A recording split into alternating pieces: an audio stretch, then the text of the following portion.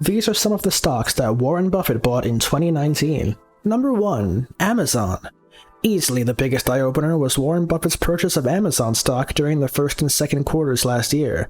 Buffett has regretted overlooking Amazon's dominant business model, which may have been responsible for around 38% of all e-commerce sales in the US. Interestingly though, Amazon's e-commerce and Prime membership may not be the leading driver for the company moving forward.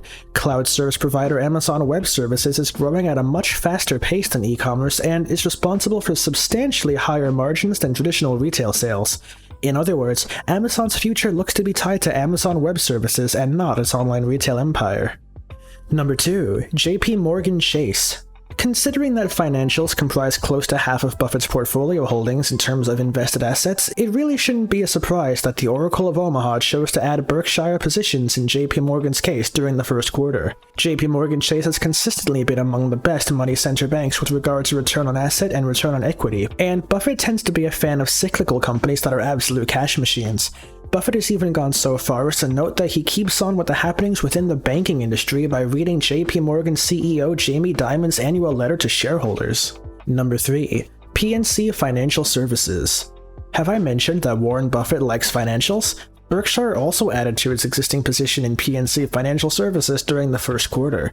PNC Financial, which is a relevant recent addition to Berkshire's portfolio, generated $1.4 billion in net income on $4.5 billion in total revenue in the third quarter, all while returning $1.5 billion to shareholders through regular buybacks and a healthy dividend. Everything seemed to work as planned. Average deposits and average loans rose 2% and 1% respectively, while non-performing assets decreased slightly. And now, Buffett can simply sit back and watch his investment dollars go to work. Number 4. Delta Airlines. Buffett piled into the airline industry during the second half of 2016 and got even more aggressive with Delta Airlines during the first quarter. Berkshire Hathaway added more than 5 million shares to its existing position. Delta is lugging around far less net debt than key competitor American Airlines Group and has clearly benefited from West Texas Intermediate crude prices remaining in the 50s. A big stickler for value, Buffett is obviously still attracted to Delta's minuscule forward price-to-earnings ratio of just 8. Number 5. Red Hat. In both the first and second quarters, Berkshire Hathaway purchased stock in Red Hat, which was officially acquired by tech bellwether IBM on July 9th for $34 billion in an all-cash deal. IBM was late to the cloud computing party and has seen sales from its legacy operations decline in nearly every quarter over the past 6 years. IBM's acquisition of Red Hat is designed to help narrow that gap, but having been burned by IBM before, Buffett was more than happy to take the cash and walk away. Number 6. Bank of America. File this under the We're Not Surprised tab, but Buffett purchased Bank of America stock on more than one occasion in 2019, adding to Berkshire's existing holdings. Bank of America is Berkshire's second largest holding by market value and, like JP Morgan Chase, has been firing on all cylinders of late. Bank of America has delivered substantial cost cuts by closing physical branches and focusing on digital banking.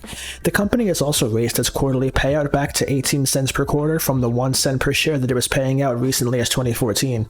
Bank of America has plans to return up to $37 billion to investors through dividends and buybacks over the course of the next years. Number 7. US Bancorp. I know, shocker, Buffett bought more bank stocks. US Bancorp has been a particularly sweet long-term holding for the Oracle of Omaha, given that it largely avoided the risky derivatives and toxic investments that sacked major money center banks during the Great Recession. That's why US Bancorp's return on assets has consistently outpaced the industry over the past decade. This is a bank that's not doing anything fancy, but still manages to grow average total loans and deposits by a low to mid single-digit percentage year after year. Number 8. RH.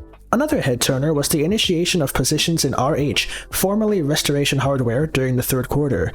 What's unique about this purchase is that Buffett traditionally buys stakes in large brand-name businesses with huge reach, and RH doesn't fit that mold. This is a company selling higher-priced and oversized furniture and is primarily doing so by spurning online sales in favor of large paper catalogs. Investors can't really argue with the results though, as RH saw adjusted net sales grow 6% in the third quarter with year-to-date free cash flow rocketing to $234 million from just $19 million last year. Still, with the US economy likely in the later innings of its economic expansion, this purchase is a bit baffling. And number 9, Occidental Petroleum. Last but not least, Buffett opened a new position in Occidental Petroleum during the third quarter. Although Buffett doesn't devote a lot of his investments to the oil and gas sector, this move shouldn't be all that surprising. After all, Buffett committed to investing $10 billion in Occidental in late April to help with its acquisition of Anadarko. This investment was a bet on higher long-term oil prices, according to the Oracle of Omaha in an interview with CNBC's Becky Quick. That's all the time we have for today. What did you think of this Warren's decision to buy these stocks? Let us know in the comments below, and don't forget to drop us a like and ring that subscriber bell to stay up to date on all our future videos.